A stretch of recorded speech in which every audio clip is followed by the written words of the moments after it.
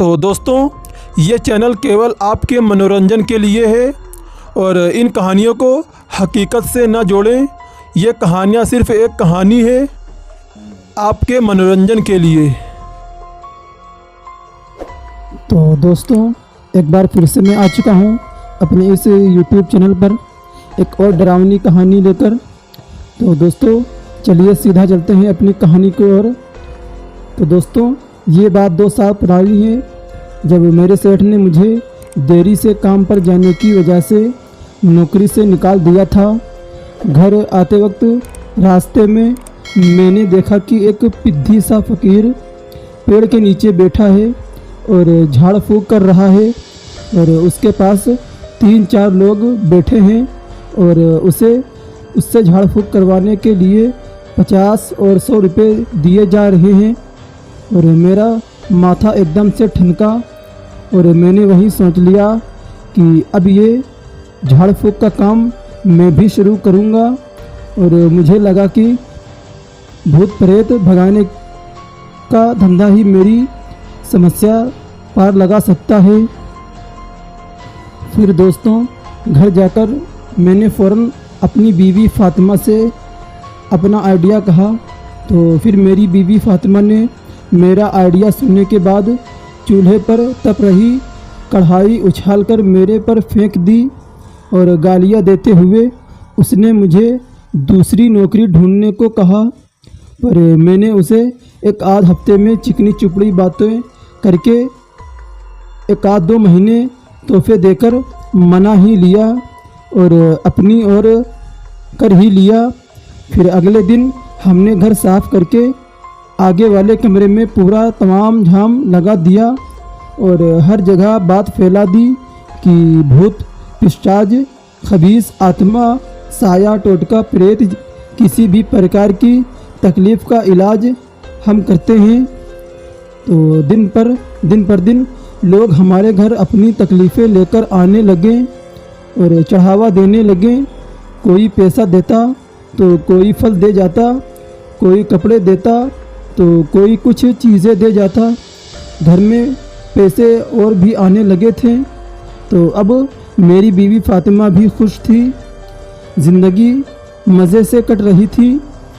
मानसिक तनाव में भूत बाधा की असर वाले लोगों को मैं इलाज के नाम पर 2-3 थप्पड़ लगा देता था।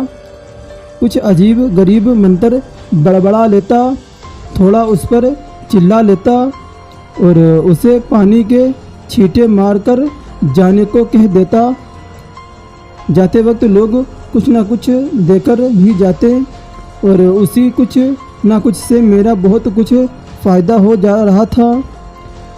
मेरी इस ठगी के धंधे में उस दिन भूचाल सा एकदम से आ गया, जब एक पहाड़ी जवान लड़के को 4 लोग बेड़ियों में जकड़कर मेरे घर लाए और उन्होंने कहा कि अरे, इस लड़के पर लाल चौक के प्रेत ने कब्ज़ा किया है और आप बाबा जी आप ही इसका इलाज करो।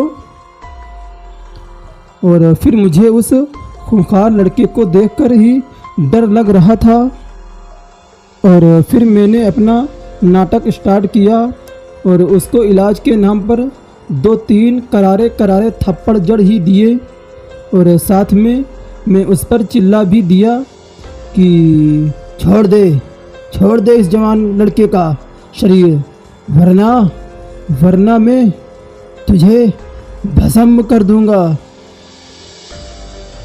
और फिर वो बेड़ियों में बंधा लड़का मुझे देखकर हंसने लगा।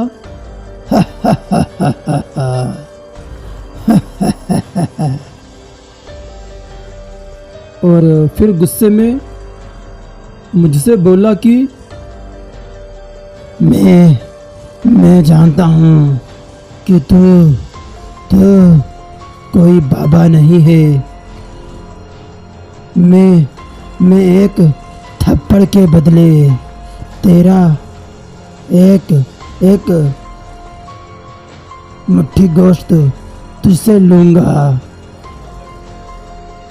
और फिर दोस्तों, एक पल के लिए मुझे लगा कि कहीं ये कोई न्यूज़ चैनल वाला तो नहीं जो मेरा भांडा फोड़ने आया है, पर उसकी धमकी सुनकर मेरे रोंगटे खड़े हो गए और अब मुझे लोगों के सामने अपनी इज्जत भी बचाई रखनी थी। तो मैंने इलाज के नाम पर और 4-5 करारे करारे थप्पड़ उसे जड़ दिए और वो फिर बोला, अरे हिम्मत, तेरी हिम्मत है तो मेरे हाथ खोल। और फिर अब मैं भी डर भी रहा था और दुआ भी कर रहा था कि कहीं इसके अंदर छुपा प्रेत मेरे पीछे न पड़ जाए। और फिर मैंने फ़ौरन उसके साथ आए लोगों को उसे ले जाने को कहा, पर वो मना करने लगे और वो बोले कि अरे बाबा बाबा, आप ही इसकी तकलीफ़ दूर करो, तभी बाबा हम यहाँ से जाएंगे। और फिर रात के 3 बजे तक वो मेरे घर पर ही बैठे रहे। सारे लोग चले गए, पर ये 4 लोग उसे बंधे हुए आदमी को लेकर मेरे घर बैठे रहे। और फिर मैंने अंत में कहा कि अब मुझे पुलिस को बुलाना होगा। पुलिस का नाम सुनते ही वो चारों हंसने लगे और उन्होंने उस बंधे आदमी को वहीं खोल दिया और अगले ही पल वो चारों अंधेरे में अदृश्य धुआं बनकर उड़ गए। और ये देखकर मेरे तो एकदम से होश ही उड़ गए और मैं सोचने लगा कि अभी जो 4 आदमी मेरे पास बैठे हुए थे और जो हंस रहे थे, अचानक वो आदमी धुआं बढ़कर कहाँ उड़ गए हैं। और मैं सोच रहा था कि ज़रूर ये आदमी कोई इंसान नहीं हो सकते, क्योंकि इंसान तो गायब हो नहीं सकते हैं। तो फिर मेरे दिमाग में एक बात चलने लगी और फिर मेरे दिमाग ने कहा कि कहीं ये लोग असल में भूत प्रेत तो नहीं हैं। और फिर वो पहाड़ी नौजवान बेड़ियों के खुलते ही अंधेरे में मेरी ओर दौड़ा, जैसे भूखा शेर किसी हिरन के बच्चे की ओर लपकता है। और उसने मुझे दबोच कर नीचे गिरा दिया और मुझे अपने नुकीले दांतों से काटने लगा और गुर्राने लगा। मेरी धड़कनें तेज़ से हो गईं और चीख निकल गई। फिर मैंने सदमे से बेहोश हो गया और मेरी आवाज़ सुनकर पूरा मोहल्ला इकट्ठा सा हो गया। और जब मैं जागा तो वो रहस्यमय पहाड़ी इंसान जा चुका था और मेरा सिर मेरी बीवी फातिमा की गोद में था और सारे पड़ोसी मेरे आसपास खड़े थे। और फिर अगले दिन सुबह ही मैंने झाड़ फूँक का काम धंधा बंद कर दिया और अपने पुराने सेठ के पास गया और सेठ के पेड़ पकड़कर और माफ़ी मांगी और पुरानी नौकरी वापस शुरू करने को कहा। तो पता नहीं मेरे सेठ को मुझ पर क्या तरस आ गया, जो उसने भी कह दिया, अरे ठीक है भाई, कल से तुम अपने काम पर आ सकते हो और अभी तो तुम घर चले जाओ और कल सुबह ही ड्यूटी पर आना है तुमको। और फिर उसके बाद मैं सेठ की बात सुनकर अपने घर चला गया और अपने घर जाकर मेरी बीवी ने पूछा, अरे क्या हुआ, नौकरी मिली? सेठ ने क्या बताया?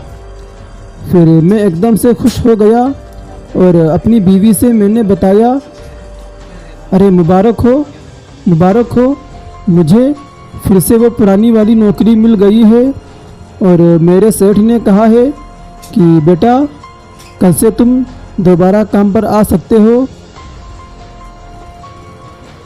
और फिर इसके बाद मैं दोबारा अपने काम पर जाने लगा तो दोस्तों, ये कहानी आपको कैसी लगी प्लीज़ कमेंट करके ज़रूर बताएं।